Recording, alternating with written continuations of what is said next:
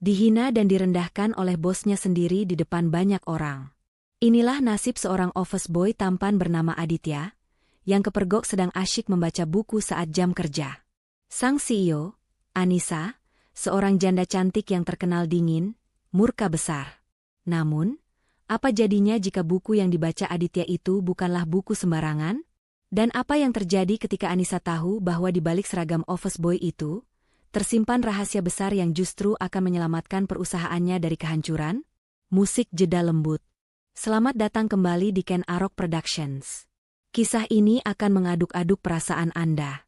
Tapi sebelum kita masuk ke ceritanya, kami ingatkan untuk menekan tombol subscribe, like, dan berikan komentar Anda di bawah. Kami doakan, bagi Anda yang sudah subscribe channel ini, semoga dilimpahkan rezeki yang melimpah ruah, kesehatan yang sempurna, keberkahan dalam hidup, dan kebahagiaan dunia akhirat. Amin ya robbal alamin. Jangan lupa juga, tulis di kolom komentar, Anda sedang menonton cerita ini dari daerah mana saja? Insya Allah, doa kita semua bisa terkabul dengan kehendak Tuhan, Sang Pemilik alam semesta. Baik, mari kita mulai ceritanya. Pagi di Jakarta tak pernah tidur. Di antara hutan beton pencakar langit di kawasan Sudirman, berdirilah Nusantara Tower, sebuah simbol kemegahan bisnis ibu kota. Di lantai 35, lantai para eksekutif, denyut kesibukan terasa begitu cepat. Karyawan berdasi mahal dan sepatu mengkilap berlalu lalang dengan langkah tergesa. Di tengah kemewahan itu, ada Aditya. Seorang pemuda berwajah tampan dan berperawakan tegap, namun terbalut seragam abu-abu oranye khas seorang office boy atau pramu kantor. Aditya adalah sosok yang disukai hampir semua karyawan di lantainya. Ia pendiam, sopan, dan selalu mengerjakan tugasnya membersihkan ruangan atau mengantar dokumen dengan sigap dan teliti. Tak pernah ada keluhan atas kinerjanya. Namun, Aditya memiliki satu kebiasaan yang membuat beberapa orang mengernyitkan dahi. Ia selalu membawa tas ransel usang yang tampak berat. Kapanpun ada waktu senggang, entah itu di jam istirahat atau di sela-sela menunggu panggilan, Aditya akan mencari sudut ruangan yang tenang, biasanya di dekat dapur kantor atau di tangga darurat. Ia akan mengeluarkan sebuah buku yang sangat tebal, bersampul gelap dan kaku. Ini bukan novel roman picisan atau buku komik. Buku itu penuh dengan diagram, angka, dan istilah-istilah yang rumit.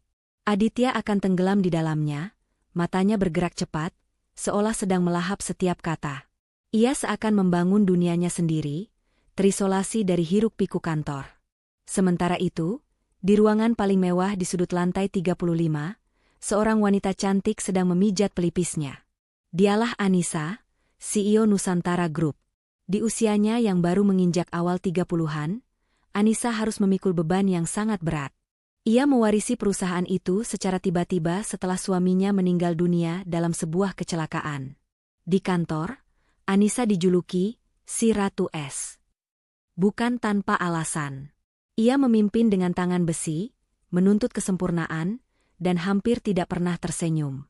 Ia dingin, tegas, dan sangat kaku. Anissa harus bekerja 2 kali lebih keras untuk membuktikan kepada dewan direksi yang didominasi pria tua, bahwa ia pantas menduduki kursi itu. Pagi itu, Anissa sedang pusing 7 keliling. Perusahaannya terancam kehilangan investor besar dari luar negeri. Ada indikasi kebocoran dana besar-besaran di internal perusahaan, namun tim auditor terbaiknya pun belum mampu menemukan di mana letak masalahnya. Ia merasa tertekan, marah, dan sendirian. Di tengah frustrasinya, ia membanting tumpukan berkas di mejanya, tak menyadari bahwa nasibnya akan segera bersinggungan dengan si office boy pendiam yang sedang asyik membaca buku. Pintu ruang rapat utama terbanting terbuka. Anissa keluar dengan wajah memerah menahan amarah. Rapat barusan adalah bencana. Para investor tidak puas dengan penjelasannya tentang audit internal yang buntu. Mereka memberinya tenggat waktu 1 minggu, atau mereka akan menarik seluruh dana investasi mereka. Ini adalah pukulan telak bagi Anissa. Di belakangnya, Rian, sang manajer operasional, tergopoh-gopoh mengikuti. Rian adalah tipe penjilat ulung, pria yang selalu tahu cara mencari muka dan memanfaatkan situasi. Ia tahu Anissa sedang dalam suasana hati yang sangat buruk, dan ini adalah kesempatannya untuk menunjukkan loyalitasnya. Sabar, Bu Anissa. Mereka memang keterlaluan. Tim kita sudah bekerja keras, ujarnya, mencoba terdengar simpatik, padahal ia sendiri punya andil dalam kekacauan laporan keuangan itu. Anissa tidak menggubrisnya. Ia berjalan cepat dengan sepatu hak tingginya yang beradu ritmis dengan lantai marmer, menciptakan gema yang menegangkan di koridor yang sepi itu. Pikirannya berkecamuk. Ia harus menemukan sesuatu.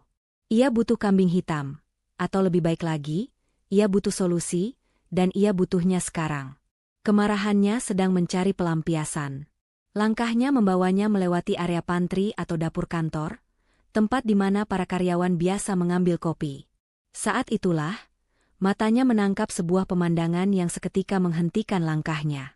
Di sudut pantry, duduk di sebuah kursi sederhana, adalah Aditya, si office boy. Ia tampak begitu tenang, begitu damai, sangat kontras dengan badai di dalam diri Anissa. Aditya sedang duduk sedikit membungkuk, matanya terpaku pada buku tebal bersampul gelap yang terbuka di pangkuannya. Ia sama sekali tidak menyadari kehadiran sang CEO yang sedang berdiri hanya beberapa meter darinya. Sesekali, jarinya mengetuk-ngetuk halaman buku itu, bibirnya bergerak-gerak kecil seolah sedang menghafal sesuatu. Bagi Anissa, pemandangan itu adalah sebuah hinaan. Di saat perusahaan berada di ujung tanduk, di saat ia mempertaruhkan segalanya, seorang bawahan rendahan justru sedang bersantai-santai, asyik membaca buku seolah tak punya beban. Ryan, yang berdiri di samping Anissa, mengikuti arah pandang bosnya. Ia melihat Aditya, dan senyum licik langsung tersungging di bibirnya. Anak itu lagi, Bu, desisnya. Selalu begitu kalau tidak ada yang mengawasi. Malas-malasan, makan gaji buta. Ucapan Ryan bagaikan bensin yang disiram ke api amarah Anissa. Matanya menyipit. Rahangnya mengeras. Ia tidak peduli lagi. Ini adalah puncak dari rasa frustrasinya. Dengan langkah-langkah lebar dan penuh emosi, Anissa menghampiri Aditya. Ryan mengikuti di belakangnya, siap menikmati pertunjukan. Aditya. Suara Anissa tajam, dingin, dan penuh amarah, membelah keheningan pantry. Aditya tersentak kaget. Fokusnya yang tadinya terkunci rapat di dalam buku, kini pecah berantakan. Ia mendongak dan matanya langsung bertemu dengan tatapan murka Anissa. Di sebelahnya, Ryan berdiri dengan senyum mengejek. Aditya buru-buru berdiri, buku tebal itu masih di tangannya. Ia gugup, "Maaf, Bu saya." "Diam kamu," potong Anissa. Ia melangkah maju, jaraknya kini hanya sejengkal dari Aditya. Wajahnya yang cantik tampak mengeras. "Jadi ini yang kamu kerjakan di saat perusahaan sedang sibuk? Di saat semua orang bekerja keras, kamu malah duduk santai di sini baca buku novel?" "Hah? Ini bukan novel, Bu," coba Aditya menjelaskan dengan suara pelan. "Saya tidak peduli," bentak Anissa lagi. Emosinya sudah diubun-ubun. "Kamu itu office boy, digaji untuk bersih-bersih, untuk mengantar surat, bukan untuk duduk-duduk membaca seperti seorang intelek." Ryan, melihat kesempatan ini, langsung menimpali. "Benar itu, Bu Anissa. Sudah saya bilang dari lama, anak ini pemalas. Mungkin dia pikir karena wajahnya tampan, dia bisa seenaknya di kantor ini. Harus diberi pelajaran, Bu." Api amarah Anissa semakin berkobar mendengar komporan Ryan. Tanpa berpikir panjang, ia melayangkan tangannya. Bukan menampar, tapi ia merebut dengan kasar buku tebal yang dipegang Aditya. Aditya terkejut, mencoba menahannya, namun cengkeraman Anissa terlalu kuat. "Buku ini," geram Anissa. Dan dengan sekali sentakan, ia membanting buku itu keras-keras ke lantai marmer. Suara buku yang menghantam lantai terdengar begitu nyaring di koridor yang hening itu. Beberapa karyawan yang kebetulan lewat, langsung terdiam, terpaku di tempat, menyaksikan pemandangan yang memalukan itu. Mata Aditya membelalak. Wajahnya seketika memerah padam. Bukan karena marah, tapi karena malu yang teramat sangat. Ia merasa telanjang di hadapan semua orang. Dihina, direndahkan, dan karya yang ia anggap paling berharga dilempar begitu saja. "Dengar baik-baik," desis Anissa, menatap tajam ke mata Aditya. "Saya tidak mau lihat lagi kamu bermalas-malasan seperti ini. Kalau sampai saya temukan kamu membaca buku ini lagi di jam kerja, detik itu juga, kamu saya pecat. Paham kamu?" Aditya hanya bisa menundukkan kepalanya dalam-dalam. Lidahnya keluh. Ia hanya mengangguk pelan. Pergi dari sini. Kembali bekerja, perintah Anissa. Anissa kemudian berbalik, jubah kerjanya berkibar, dan melangkah pergi dengan angkuh. Rian memberinya senyuman sinis terakhir sebelum bergegas mengikuti bosnya. Setelah keduanya hilang di tikungan koridor, Aditya tetap diam terpaku selama beberapa detik. Terdengar bisik-bisik dari karyawan yang melihat kejadian itu. Dengan tangan sedikit gemetar, Aditya berjongkok. Ia memungut bukunya yang tergeletak di lantai. Ia membersihkan sampulnya dengan lembut, seolah membersihkan luka, lalu memeluknya erat ke dadanya sebelum akhirnya bergegas pergi, menahan rasa perih di hatinya. Anissa melangkah cepat kembali ke ruangannya. Suara hak sepatunya terdengar tegas, namun ada ritme kemarahan yang belum sepenuhnya padam. Rian berjalan di belakangnya, masih dengan ekspresi puas. Begitu pintu ruang CEO yang mewah itu tertutup, Anissa langsung menuju jendela kaca raksasa, memandangi gemerlap Jakarta di bawah sana, namun pikirannya tidak di sana. Ia menghela napas panjang, mencoba menenangkan detak jantungnya yang berdebar kencang akibat luapan emosi tadi. Sejujurnya, ada sedikit rasa tidak nyaman menjalar di hatinya. Ia bukan orang yang suka berteriak-teriak di depan umum. Tindakannya tadi impulsif, didorong oleh tekanan pekerjaan yang menghimpitnya. Ia benci terlihat lemah, dan baginya, kehilangan kendali seperti tadi adalah sebuah bentuk kelemahan. Tindakan ibu tadi sudah sangat tepat. Rian kembali bersuara, memecah keheningan. Karyawan rendahan seperti itu memang harus diberi ketegasan. Jika dibiarkan, mereka akan semakin menginjak kepala. Anissa tidak langsung merespon.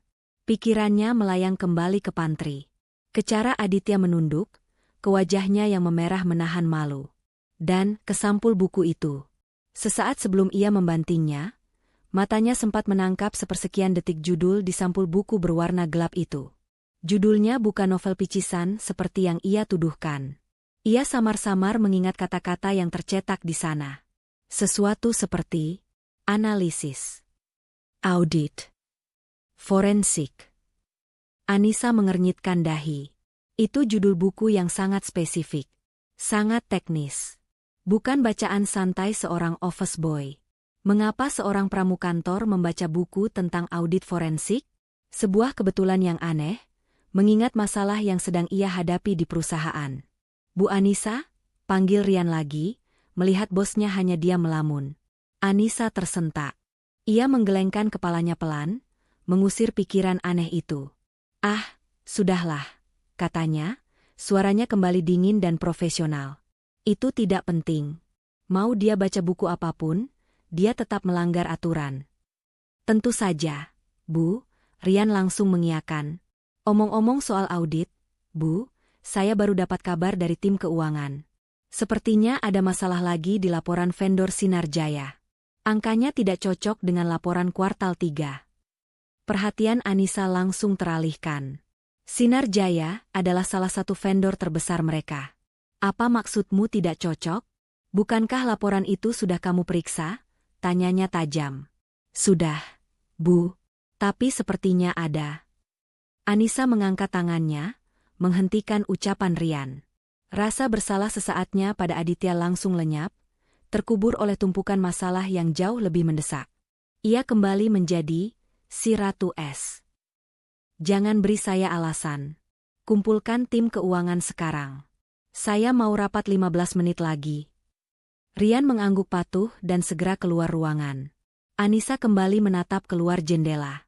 Pikirannya sudah fokus pada vendor Sinar Jaya, pada angka-angka, dan pada investor. Bayangan Aditya yang memungut bukunya di lantai pantry telah sepenuhnya terhapus dari benaknya. Untuk saat ini, senja mulai temaram di ibu kota. Gemerlap lampu gedung-gedung tinggi mulai menggantikan cahaya matahari. Bagi para eksekutif di Nusantara Tower, jam pulang berarti menaiki mobil mewah mereka, menembus kemacetan Jakarta menuju apartemen atau rumah yang nyaman. Tapi tidak bagi Aditya. Ia melangkah keluar dari lobi megah itu dengan langkah yang sedikit tertahan, rasa perih di hatinya akibat kejadian di pantry tadi masih terasa. Ia berjalan kaki menuju halte bus terdekat, berdesakan dengan ribuan pekerja lain, wajahnya kembali tenggelam dalam kerumunan. Perjalanannya berakhir di sebuah gang sempit di daerah Karet, tidak jauh dari kawasan elit perkantoran, namun serasa berada di dunia yang berbeda. Udara di sini lebih pengap, riuh oleh suara anak-anak bermain dan pedagang kaki lima.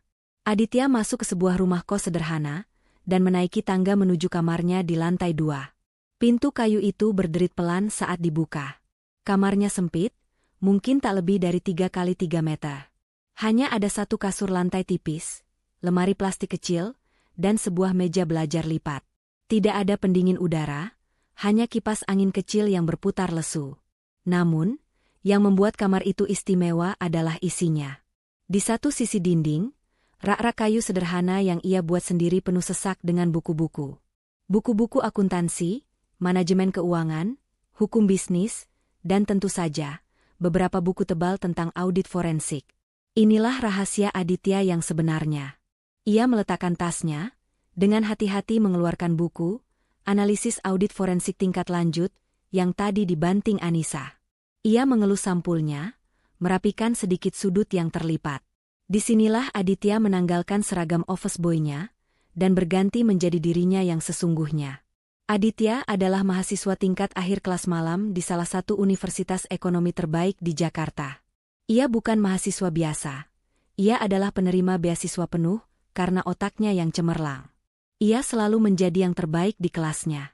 Pekerjaan sebagai office boy di Nusantara Tower ia ambil bukan karena ia malas atau tidak punya pilihan lain.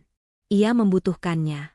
Gaji pekerjaan siang hari itu ia gunakan untuk membiayai pengobatan ibunya yang sakit keras di kampung.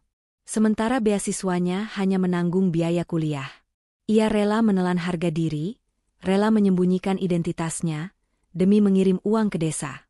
Malam itu, rasa perih akibat hinaan Anissa tadi masih membekas. Namun, Aditya tidak punya waktu untuk meratap. Ia membuka bukunya di bawah cahaya lampu belajar yang temaram. Ia harus belajar.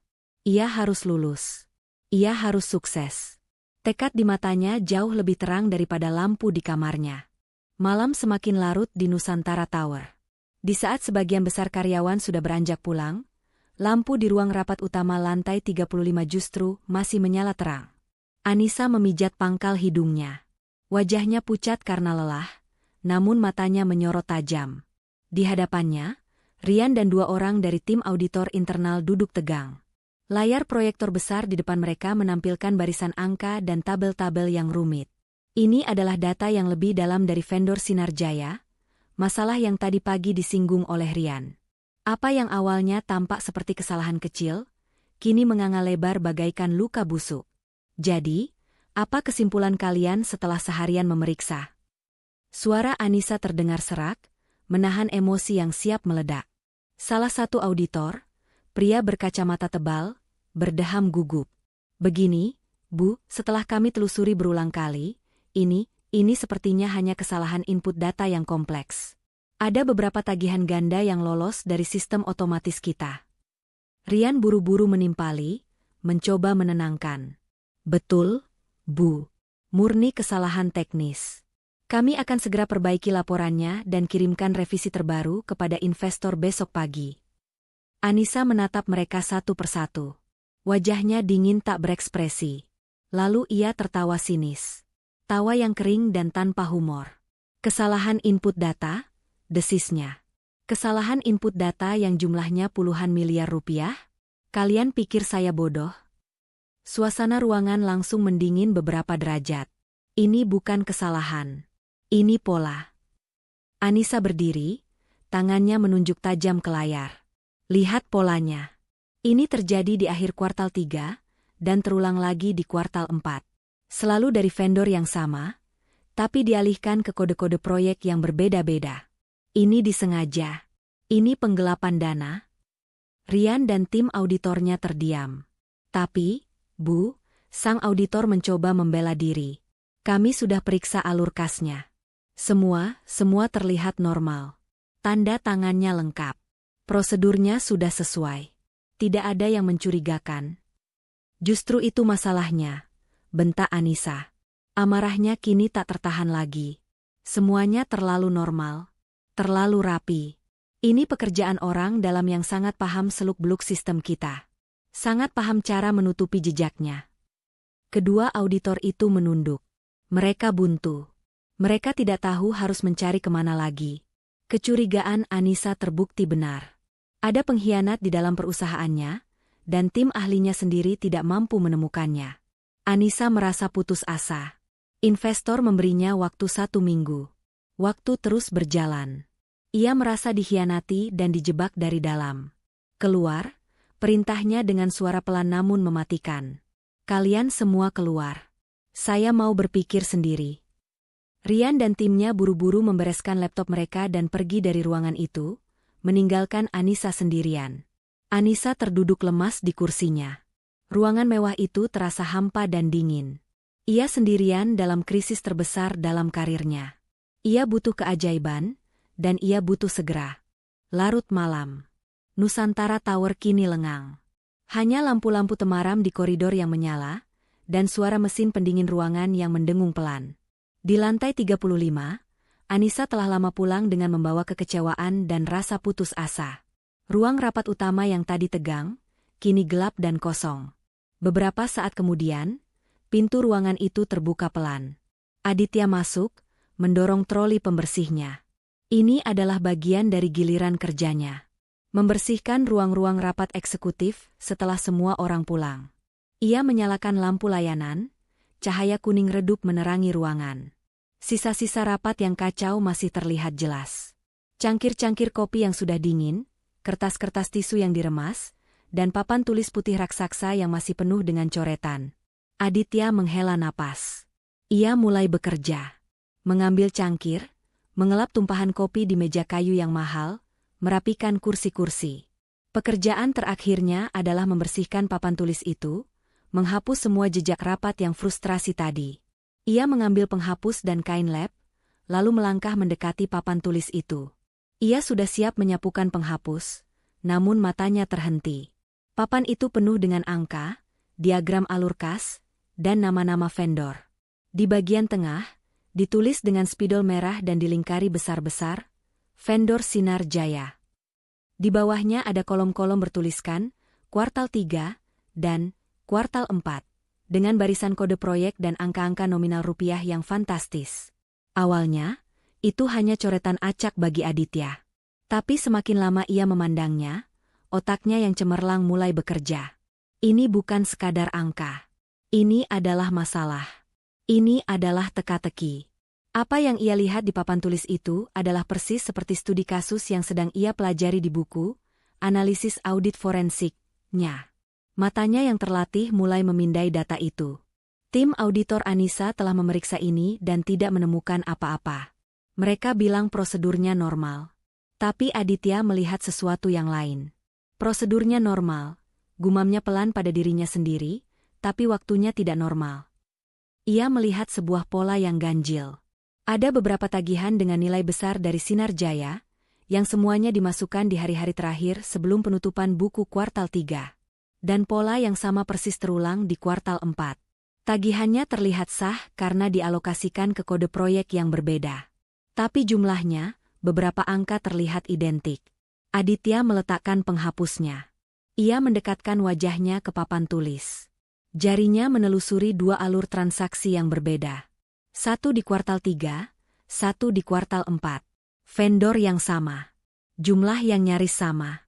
Tapi kode proyeknya beda. Ini bukan 2 proyek berbeda, bisiknya dalam hati. Ini tagihan ganda.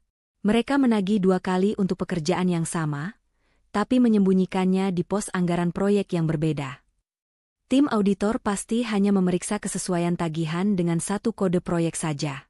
Mereka tidak melakukan pemeriksaan silang antar proyek di kuartal yang berbeda. Aditya mundur selangkah. Jantungnya berdebar. Ia baru saja menemukan apa yang para auditor mahal itu lewatkan. Ia menemukan celah di mana puluhan miliar rupiah itu menguap. Ini adalah penipuan yang sangat canggih dan rapi. Jantung Aditya berdebar kencang. Ia menatap papan tulis itu, menatap temuannya. Ia tahu ini adalah jawabannya. Ini adalah kunci untuk menyelamatkan perusahaan. Tapi, apa yang bisa ia lakukan? Ia hanya seorang office boy. Siapa yang akan mendengarkannya? Ia teringat wajah murka Anissa pagi tadi. Hinaan Rian. Ia teringat bukunya yang dibanting ke lantai. Jika ia bicara, ia pasti akan dituduh mengada-ada, atau lebih buruk lagi, mungkin ia akan dituduh sebagai bagian dari komplotan itu. Tangannya yang memegang penghapus terasa berat. Ia tidak bisa menghapusnya. Menghapus ini terasa seperti ikut serta dalam kejahatan. Dengan tangan gemetar, Aditya mengambil spidol biru dari nampan papan tulis. Ia ragu sejenak. Namun, nuraninya sebagai seorang calon akuntan yang jujur berteriak. Di sudut paling bawah papan tulis, dengan tulisan tangan yang rapi namun tergesa, ia menulis sebuah catatan kecil, cek ulang invoice Sinarjaya. Polanya tidak wajar. Ada tagihan ganda yang disebar di kuartal 3/4. Jangan periksa per proyek. Bandingkan data mentah kedua kuartal. Selesai menulis, ia mundur selangkah. Ia menatap tulisannya di papan tulis milik CEO. Kepanikan tiba-tiba menjalari dirinya. Apa yang aku lakukan? Desisnya. Ini gila. Ini adalah kelancangan yang tidak termaafkan. Jika ada yang melihat ini besok pagi, ia tamat. CCTV pasti merekamnya. Dengan gerakan cepat, ia meraih penghapus dan sret, sret, sret. Ia menghapus catatan kecilnya itu dengan brutal, sampai tidak ada jejak tinta biru yang tersisa. Napasnya terengah-engah. Ia menyandarkan dahinya yang berkeringat ke permukaan papan tulis yang dingin. Bodoh, bodoh, bodoh. Ia kembali ke troli pembersihnya, siap untuk melupakan semua ini. Ia akan membersihkan ruangan dan pulang. Ini bukan urusannya. Tapi ia tidak bisa. Langkahnya terhenti. Bayangan ibunya di kampung yang butuh biaya berobat terlintas. Jika perusahaan ini bangkrut, ia akan kehilangan pekerjaan. Ibunya? Tidak, gumamnya. Ia harus memberitahu Anissa. Tapi bagaimana? Matanya tertuju pada tas ransel usangnya yang ia letakkan di dekat troli. Ia membukanya, mengambil buku kuliahnya. Dari dalam buku itu, ia mengambil selembar kertas catatan tempel berwarna kuning. Ia kembali mengambil spidol, kali ini spidol hitam, dan menuliskan pesan yang sama di kertas kecil itu. Ia sengaja mengubah sedikit gaya tulisannya, agar tidak mudah dikenali. Ia tidak menandatanganinya. Hanya sebuah pesan anonim. Kini, masalah berikutnya, bagaimana cara menyampaikannya? Ia tahu, setelah ini, ia harus membersihkan ruang kerja Anissa. Jantungnya kembali berdebar. Ini adalah satu-satunya kesempatan. Setelah selesai dengan ruang rapat, ia mendorong trolinya menyusuri koridor yang sepi. Ia tiba di depan pintu kayu besar ruang kerja Anissa. Ia memasukkan kunci master, dan pintu terbuka tanpa suara. Ruangan itu gelap, hanya diterangi cahaya remang-remang lampu kota dari jendela raksasa. Hening. Aditya masuk, mengosongkan tempat sampah di bawah meja. Lalu, ia bergerak ke meja kerja Anissa yang besar dan rapi. Disinilah, si Ratu S. berkuasa. Dengan tangan yang masih gemetar, ia mengambil kertas catatan kuning itu. Ia ragu sepersekian detik. Ini adalah titik di mana tidak ada jalan untuk kembali. Ia menarik napas dalam tulis. Dan ia menempelkan catatan kecil itu. Tepat di tengah-tengah layar laptop mahal milik Anissa yang tertutup. Tempat yang tidak mungkin terlewatkan saat Anissa membukanya besok pagi. Aditya tidak berlama-lama. Ia segera keluar dari ruangan itu, mengunci pintu, dan bergegas mendorong trolinya. Ia menghilang ke dalam lift service, seolah hantu malam. Ia tidak tahu bahwa catatan kecil itu baru saja mengubah takdir semua orang di gedung itu. Pagi datang terlalu cepat bagi Anissa. Dengan mata yang sedikit sembab karena kurang tidur, ia melangkah masuk ke kantornya. Pikirannya masih buntu. Ia sudah memutar otak semalaman, menghubungi beberapa kontak penting, namun tidak ada jalan keluar yang terlihat. Ia duduk di kursi kebesarannya, merasa lelah, dan bersiap untuk memulai hari yang ia yakini akan sama buruknya dengan hari kemarin. Ia menghela napas, lalu tangannya terulur untuk membuka laptop kerjanya. Tapi, gerakannya terhenti. Sesuatu menempel di sana. Sebuah kertas catatan tempel berwarna kuning. Kening Anissa langsung berkerut.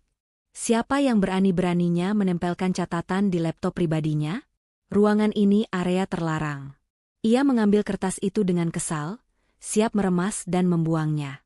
Tapi matanya sempat membaca tulisan tangan di atasnya. Cek ulang info Sinar Jaya. Polanya tidak wajar. Ada tagihan ganda yang disebar di kuartal 3/4. Jangan periksa per proyek. Bandingkan data mentah kedua kuartal.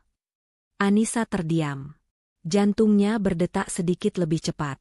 Data mentah, gumamnya. Semalam, tim auditornya hanya menyajikan laporan yang sudah diolah. Mereka bilang sudah memeriksa alur kas. Tapi catatan ini menyuruhnya melakukan sesuatu yang berbeda.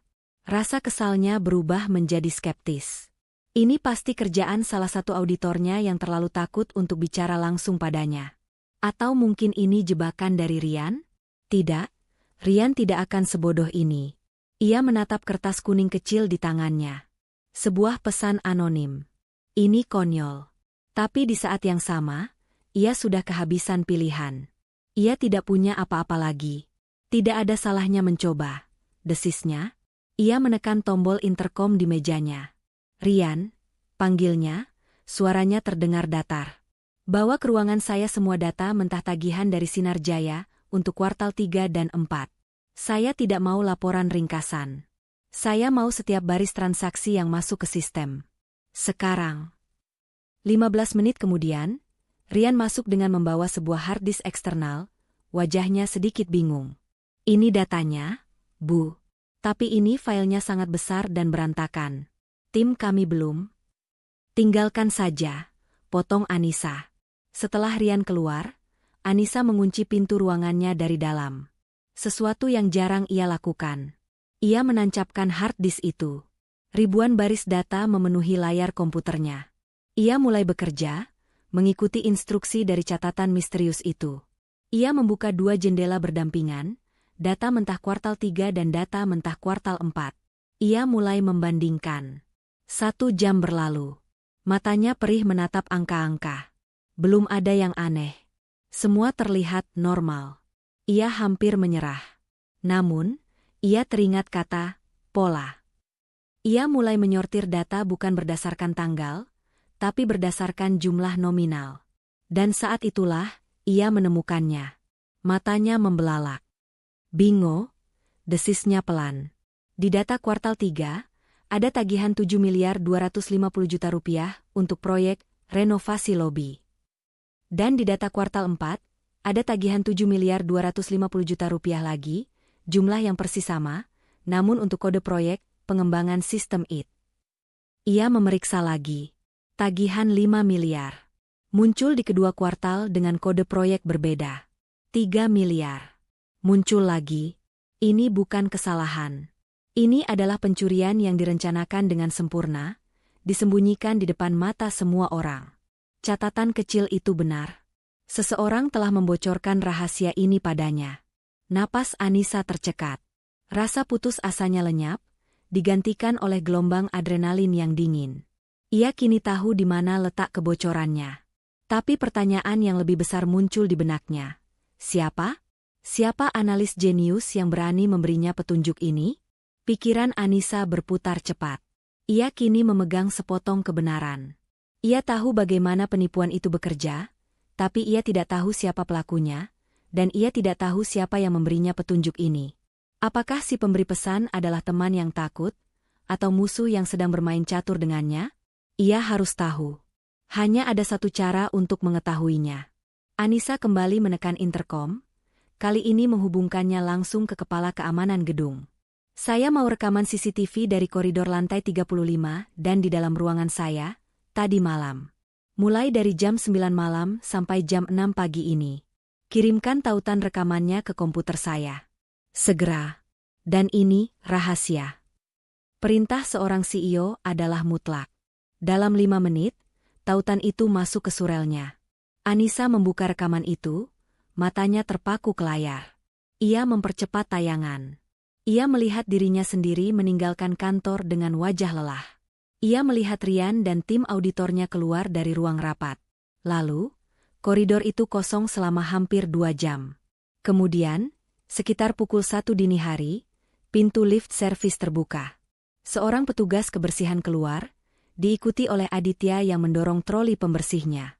Aditya? Gumam Anissa. Tentu saja, office boy memang bekerja sampai larut untuk membersihkan ruangan eksekutif. Ia melihat Aditya membersihkan koridor, lalu masuk ke ruang rapat utama. Ia mempercepat lagi. Aditya keluar, lalu mendorong trolinya ke pintu kantor Anissa. Jantung Anissa mulai berdebar. Ia segera mengganti tayangan. Ia kini melihat rekaman dari kamera tersembunyi di dalam ruangannya sendiri. Pintu terbuka. Aditya masuk mendorong troli. Anissa memperhatikan setiap gerak-gerik Aditya. Awalnya semua normal. Ia mengosongkan tempat sampah di bawah meja Anissa. Ia mengelap meja kopi. Semuanya standar prosedur kebersihan. Lalu, Aditya bergerak ke meja kerja utama. Ke meja Anissa. Ia berhenti. Ia hanya berdiri diam di sana selama beberapa detik, seolah sedang berpikir. Lalu, ia menoleh ke pintu, memastikan tidak ada siapa-siapa. Anissa menahan napas. Ia menyaksikan dengan mata kepalanya sendiri. Aditya, si office boy, merogoh saku celananya. Ia mengeluarkan secarik kertas kuning. Tangannya tampak sedikit gemetar. Ia ragu sesaat, lalu dengan gerakan cepat, ia menempelkan kertas itu tepat di atas laptop Anissa.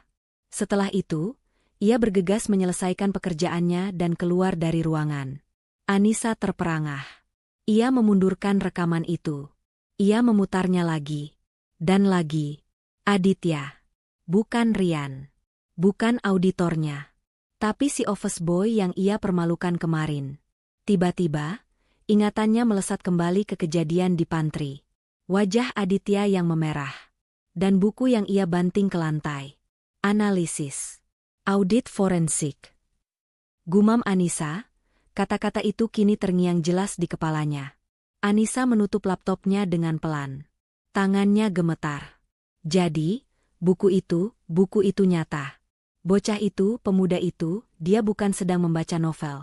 Dia sedang mempelajari subjek yang sama persis dengan masalah yang sedang dihadapi perusahaannya. Dan rupanya, ia jauh lebih pintar daripada seluruh tim auditor mahal yang ia bayar. Rasa malu yang jauh lebih dalam daripada yang ia rasakan kemarin pagi menjalari dirinya. Ia telah menghina satu-satunya orang yang mungkin bisa menyelamatkannya. Anissa duduk terdiam di kursinya selama beberapa menit. Rekaman CCTV itu masih berputar tanpa suara di layar laptopnya. Bayangan Aditya yang menempelkan catatan itu terus berulang. Perasaannya campur aduk, malu, kagum, dan sebuah harapan baru yang aneh. Ia menarik napas panjang, menenangkan dirinya. Ia harus bicara dengan pemuda itu. Ia menekan tombol intercom, menghubungkannya ke resepsionis di lobi lantai 35. Tolong panggilkan Aditya, office boy yang bertugas di lantai ini, ke ruangan saya. Sekarang. Perintahnya terdengar tenang, namun tegas. Di luar, Aditya yang sedang mengelap kaca di dekat area resepsionis, mendengar namanya dipanggil. Jantungnya serasa copot. Resepsionis itu menatapnya dengan campuran rasa kasihan dan bingung. Mas Aditya, dipanggil Bu Anissa ke ruangannya. Dunia Aditya seakan runtuh. Ini dia. Tamat sudah. Pasti karena catatan itu. Ia ketahuan. Ia akan dipecat. Bagaimana dengan ibunya? Bagaimana dengan kuliahnya? Dengan langkah yang terasa 1000 kali lebih berat daripada troli pembersihnya, Aditya berjalan menyusuri koridor yang sama di mana ia dipermalukan kemarin. Setiap langkah terasa seperti sebuah hukuman. Keringat dingin mulai membasahi pelipisnya. Ia tiba di depan pintu kayu besar itu. Ia mengetuk pelan. Masuk. Suara Anissa terdengar dari dalam. Aditya mendorong pintu dan melangkah masuk. Ruangan itu terasa sangat dingin. Anissa duduk di balik meja besarnya, menatapnya dengan ekspresi yang tidak bisa ia baca. Tidak ada Rian. Hanya mereka berdua. Ibu memanggil saya? Tanya Aditya, suaranya bergetar. Ia sudah pasrah. Anissa tidak langsung menjawab. Ia hanya menatap Aditya, mempelajari pemuda yang berdiri di hadapannya dengan seragam office boy-nya yang sedikit kebesaran, yang kini tampak begitu gugup. Perlahan, Anissa mengangkat tangannya. Di antara jari-jarinya, terjepit selembar kertas catatan kuning. Kamu yang menulis ini? Tanyanya, suaranya pelan, tidak ada nada marah. Aditya menelan ludah. Ia tidak bisa berbohong. Ia hanya bisa mengangguk pelan, matanya menatap lantai, siap menerima vonis pemecatan. Keheningan menyelimuti ruangan. Aditya menunggu bentakan.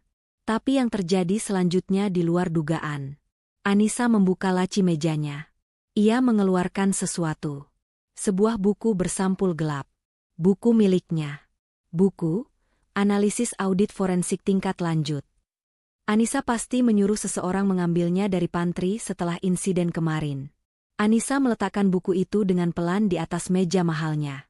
"Maafkan saya," ucap Anissa. Suaranya tulus. Aditya mendongak, kaget. "Maafkan saya," ulang Anissa, kini menatap lurus ke mata Aditya. "Saya telah menghinamu. Saya salah menilai kamu. Saya sangat terkesan." Aditya tertegun. Ia tidak tahu harus berkata apa. "Saya sudah lihat rekamannya," lanjut Anissa, menunjuk laptopnya. "Dan saya sudah mengikuti petunjukmu. Kamu benar."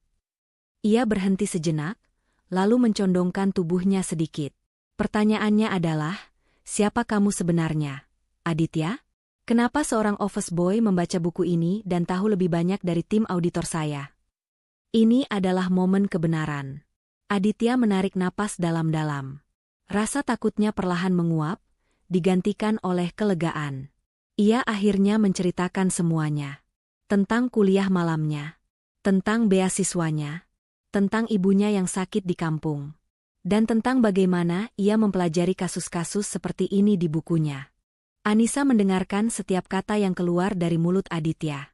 Ia mendengarkan cerita tentang beasiswa, tentang ibu yang sakit, tentang mimpi menjadi seorang akuntan jujur. Si Ratu S. itu mendapati hatinya tersentuh. Di hadapannya bukan lagi sekadar office boy, tapi seorang pejuang yang tangguh, seorang pemuda cerdas yang rela menekan egonya demi keluarga. Rasa kagum yang tadinya hanya sebatas pada kecerdasannya, kini mulai tumbuh menjadi sesuatu yang lebih dalam. Sesuatu yang personal. "Aditya," kata Anissa setelah hening sejenak, suaranya kini terdengar lebih lembut, "kamu adalah orang yang jauh lebih berharga daripada yang ditunjukkan oleh seragamu." Ia kemudian kembali menatap layar laptopnya, di mana data-data penggelapan itu terpampang. Wajahnya kembali mengeras, tapi kali ini bukan amarah pada Aditya. "Saya butuh bantuanmu," kata Anissa tegas. "Catatanmu memberi saya petunjuk, tapi saya butuh bukti kuat untuk membawanya ke dewan direksi. Saya butuh tahu siapa dalangnya. Tim saya tidak bisa saya percaya lagi. Tapi saya percaya kamu." Aditya menatap mata Anissa. Ia melihat kesungguhan, tapi juga kerapuhan. CEO yang terkenal dingin itu ternyata sedang memikul beban yang sangat berat sendirian. Saya akan bantu, Bu," jawab Aditya mantap.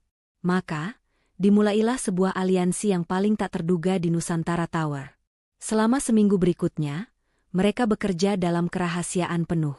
Siang hari, Aditya tetaplah seorang office boy seperti biasa. Ia menyapu, mengelap meja, dan mengantar kopi. Ia bahkan masih harus berhadapan dengan Rian, yang sesekali masih melontarkan sindiran sinis padanya, tanpa tahu bahwa di malam hari, pemuda yang ia hina itu adalah rekan kerja utama sang CEO. Setiap malam, setelah kantor benar-benar sepi, Anissa akan menunggu di ruangannya. Aditya akan masuk, bukan lagi lewat pintu depan, tapi seringkali Anissa sendiri yang menunggunya di lobi parkir, membawanya naik dengan lift pribadi. Kadang, Anissa bahkan menjemput Aditya langsung di dekat kosnya dengan mobil mewahnya, membuat tetangga Aditya bertanya-tanya. Di dalam ruangan CEO yang megah, mereka berdua duduk berdampingan. Seragam office boy berganti dengan kemeja sederhana.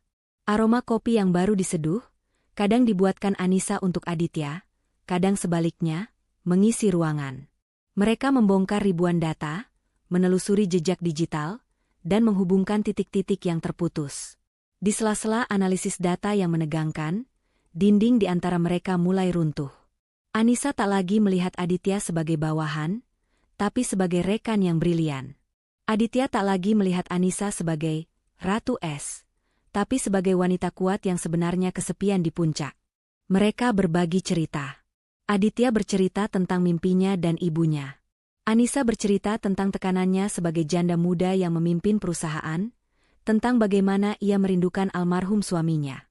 Ada tawa kecil saat mereka menemukan kejanggalan lucu dalam data, ada saling tatap penuh pengertian saat mereka menemui jalan buntu.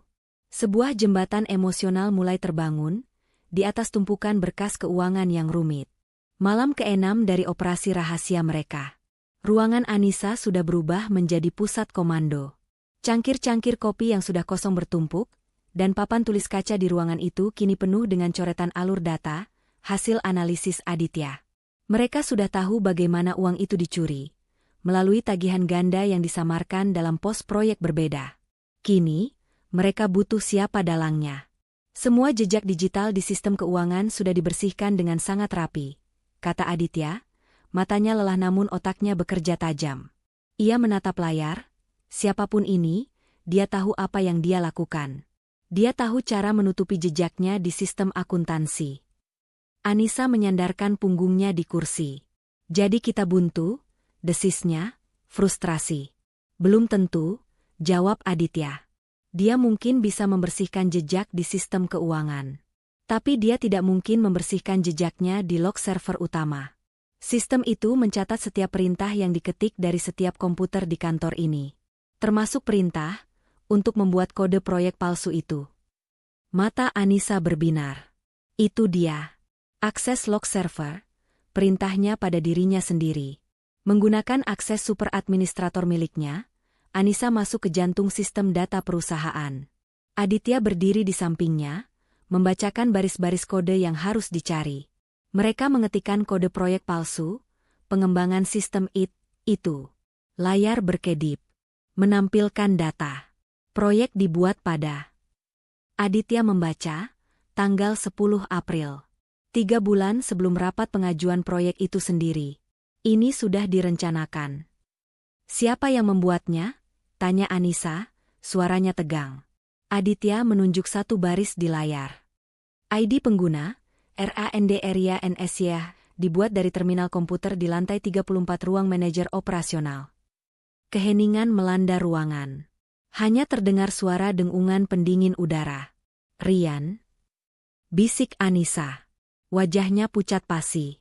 Rasanya seperti ditusuk dari belakang. Orang yang selama ini paling ia percayai, yang selalu ada di sampingnya, yang menjilat dan memujinya, adalah ular berbisa yang menggerogoti perusahaannya dari dalam. Tiba-tiba, semua kepingan teka-teki itu menyatu. Rianlah yang pertama kali melaporkan kejanggalan di vendor Sinarjaya. Mungkin ia panik dan ingin mencari kambing hitam. Rianlah yang terus-menerus mengalihkan perhatian Anissa. Rianlah yang paling bersemangat menghina Aditya di pantry. Dia sengaja membuatmu membenci saya, kata Aditya pelan, seolah membaca pikiran Anissa. Supaya tidak ada seorang pun yang kamu percaya selain dia. Anissa mengepalkan tangannya. Rasa pengkhianatan itu membakar amarahnya. Tapi ini bukan waktunya untuk emosi. Kita punya dia, Aditya. Kita punya buktinya, katanya dingin. Kita punya bukti dia membuat proyeknya, koreksi Aditya. Kita juga butuh bukti dia yang menyetujui pembayarannya. Mereka kembali bekerja. Dan benar saja. Semua pembayaran ganda ke Sinarjaya disetujui menggunakan akun digital Rian, yang dilakukan pada jam-jam di mana Anissa sedang sibuk rapat besar, rapat yang jadwalnya juga diatur oleh Rian. Semuanya lengkap, rapi, dan mematikan. Anissa mematikan layar. Ia menoleh ke Aditya, yang berdiri begitu dekat di sampingnya. Mereka baru saja memenangkan perang kecil. Kita berhasil, kata Anissa, suaranya sedikit bergetar. Aditya mengangguk, tersenyum tipis. Sekarang, kita siapkan presentasinya, Bu. Anissa menatap pemuda di sampingnya. Jangan panggil saya ibu, kalau kita sedang berdua seperti ini. Panggil Anissa. Hari penentuan itu tiba. Ruang rapat Dewan Direksi di lantai 36 penuh sesak. Para investor yang skeptis duduk dengan wajah kaku di satu sisi meja, sementara jajaran Dewan Direksi yang cemas duduk di sisi lain. Anissa duduk di kursi pimpinan di ujung meja, wajahnya tenang namun dingin seperti es. Di sampingnya, Rian tampak sibuk mengatur laptopnya, bersiap untuk presentasi. Baik, Terima kasih atas kehadirannya. Anissa membuka rapat.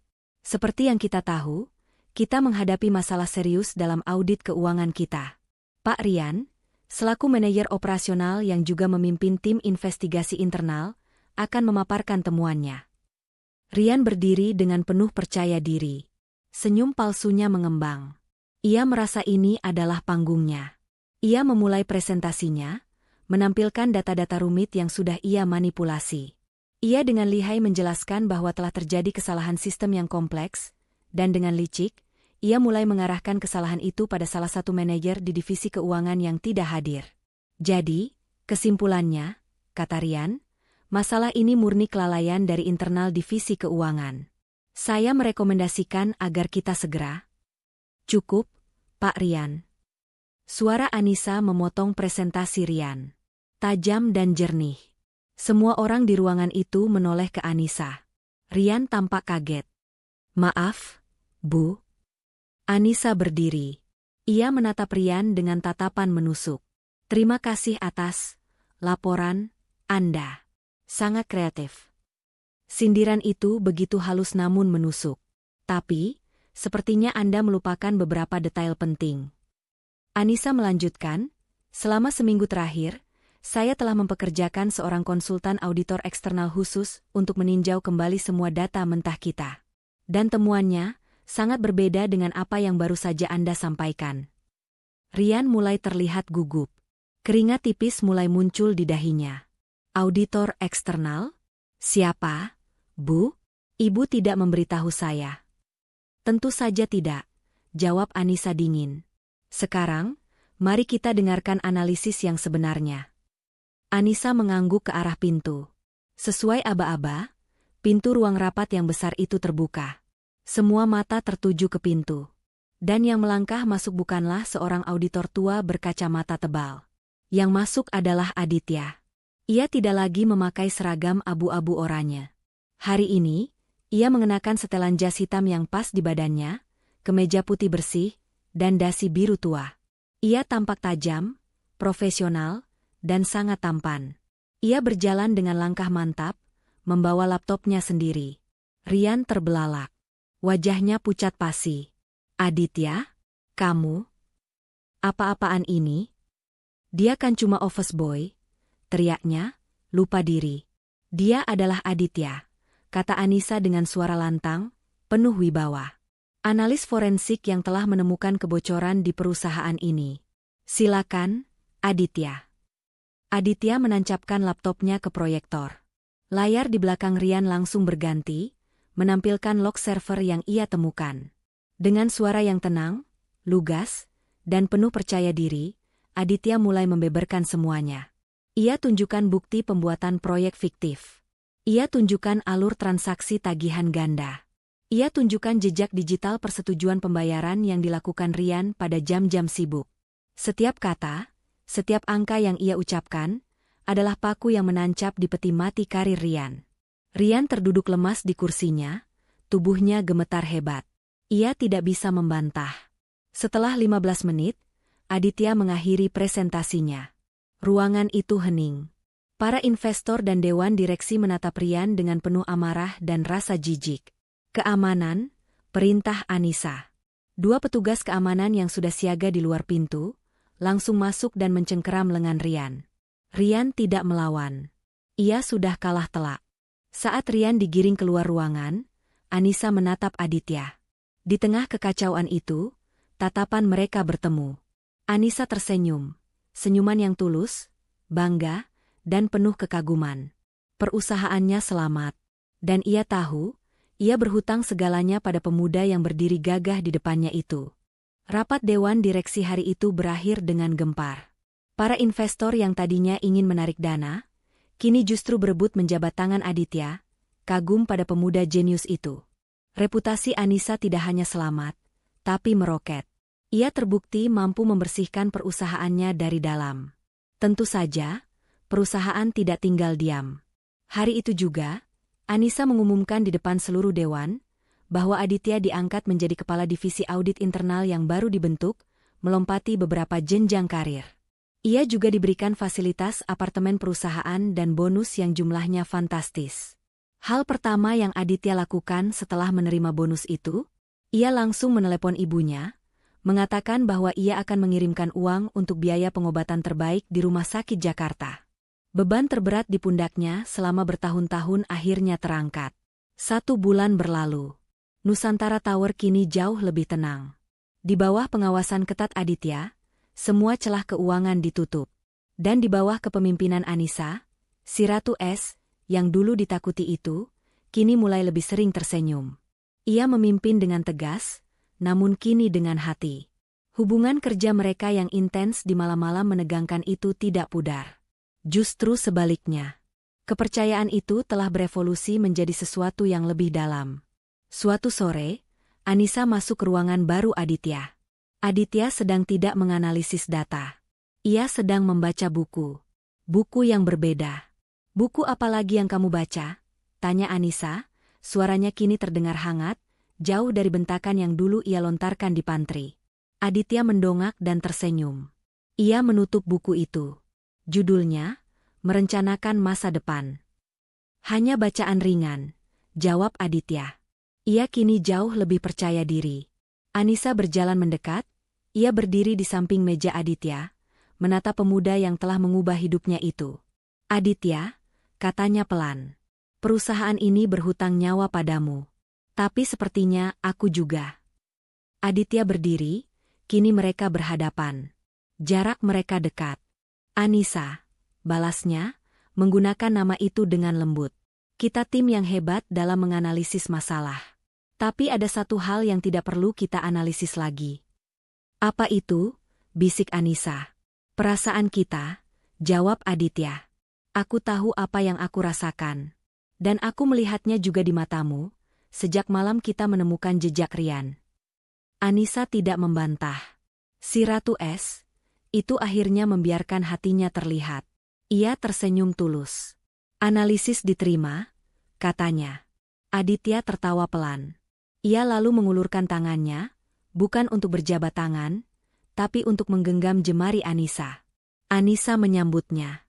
Kisah mereka, yang berawal dari sebuah hinaan di pantry, dari buku tebal yang dibanting ke lantai, kini telah menemukan babak barunya. Bukan lagi bab tentang krisis dan rahasia, tapi bab baru tentang kepercayaan, rasa hormat, dan cinta yang tulus. 2 insan yang berbeda kasta, kini berdiri setara, siap menulis masa depan mereka bersama.